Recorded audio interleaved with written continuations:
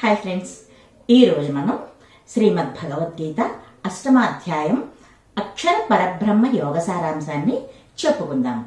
సంజయుడు ఇంకను ధృతరాష్ట్రునికి ఇట్లు చెప్పుచున్నాడు. అర్జునుడు శ్రీకృష్ణుని ఇట్లు ప్రశ్నించాను, పురుషోత్తమ, బ్రహ్మమనగానేమి, ఆధ్యాత్మమనగానేమి, కర్మమనగానేమి, అధిభూతమని చెప్పబడున్నది ఏది, అది దైవమని అనబడున్నది ఏది?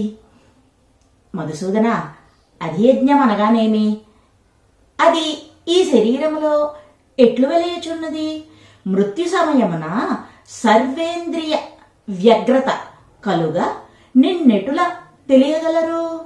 దానికి శ్రీకృష్ణ భగవానుడు ఇట్లు సమాధానమిచ్చి ఉన్నాడు. బ్రహ్మపదమునకు అర్థము పరమేశ్వరుని అంశ, అధిపతి దేహమున ప్రవేశించు స్వభావమే ఆధ్యాత్మము. భూత వస్తుత్పత్తికరమగు ద్రవ్య పరిత్యాగరూపమైన యజ్ఞమే కర్మ అనబడును. శరీరధారులలో శ్రేష్ఠుడవగు ఓ అర్జున, ప్రాణుల దేహమందుండు నశ్వర పదార్థములు అధిభూతమనబడును. ఆదిత్యాది దేవతలను అనుసరించి చక్షురాది కణములను అనుగ్రహించు హిరణ్య గర్భుడు అధిదైవతమనబడును. ఈ శరీరములో వెలయు నేనే విష్ణువనబడు సర్వ యజ్ఞాభిమాన దేవతనై అధియజ్ఞము అనబడుచున్నాను. మరణ సమయమున పరమేశ్వరుడనగు నన్నే స్మరించుచు శరీరమును విడిచి వెళ్ళువాడు పరమేశ్వర తత్వమును పొందును. ఈ విషయమున ఎంత మాత్రమూ సంశయము లేదు. ఓ కౌంతేయ, మనుజుడు ఏ దేవతాభావమును గాని అన్య విషయమును గాని స్మరించుచు శరీరమును విడుచునో అతడు దానినే పొందును. మరణకాల భావనయే దేహాంతర ప్రాప్తికి కారణము. అందువలన సర్వ అవస్థలయందు పరమేశ్వరుడనగు నన్నే స్మరించుచు యుద్ధము చేయుము. నాయందు మనోబుద్ధులను ఉంచిన నిస్సందేహముగా నన్నే పొందగలవు. ఓ పార్థ, అభ్యాసముతో కూడినటువంటి చిత్తముతో జ్యోతిర్మయుడగు పరమ పురుషుని ధ్యానించి యోగి పరమేశ్వరునే పొందగలడు.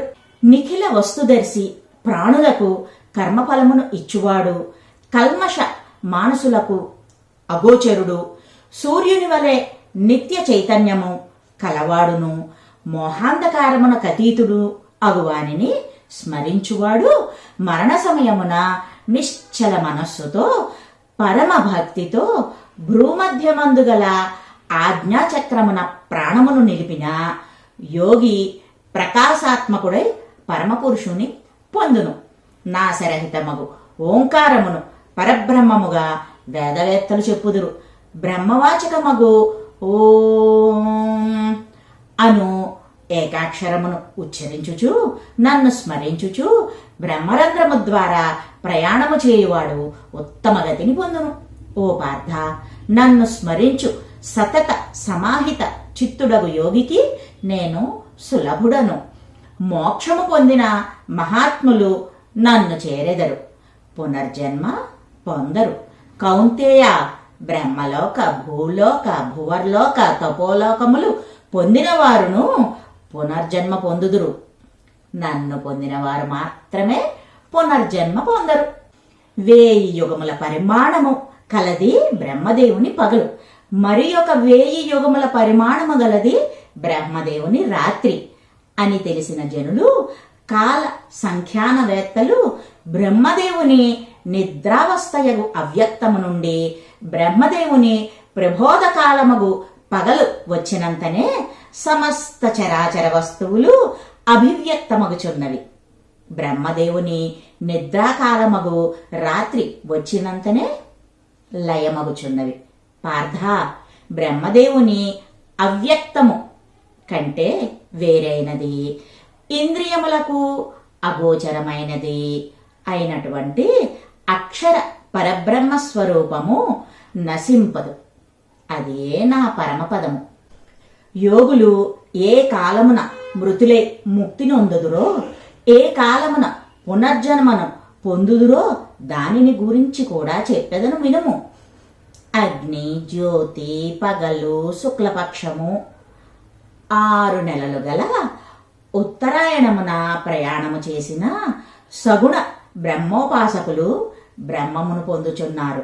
ధూమము రాత్రి కృష్ణపక్షము 6 నెలలు గల దక్షిణాయన కాలమున చనిపోయిన యోగి చంద్రలోక ప్రాప్తి ఫలమును పొంది తిరిగి జన్మించుచున్నాడు. దేవయాన మార్గము శుక్లమనయు పితృయాన మార్గము కృష్ణమనయు చెప్పబడినది. పార్థ, దేవయాన పితృయాన మార్గములు మోక్ష సంసార ప్రాపకములు. ఇది తెలిసిన యోగి మోహమును పొందడు. కనుక నీవు సర్వకాలములయందు సమాహిత చిత్తుడవు కమ్ము. వేదాధ్యయనము, యజ్ఞ అనుష్ఠానము, తపస్సు, దానము వీనికి ఏ పుణ్యఫలము శాస్త్రమున చెప్పబడి ఉన్నదో అట్టి స్వర్గఫలమును కోరక అనుష్ఠించు యోగి జగత్కారణభూతమగు బ్రహ్మపదము పొందుచున్నాడు. ఇది శ్రీమద్భగవద్గీత 8వ అధ్యాయ అక్షర పరబ్రహ్మయోగ సారాంశము.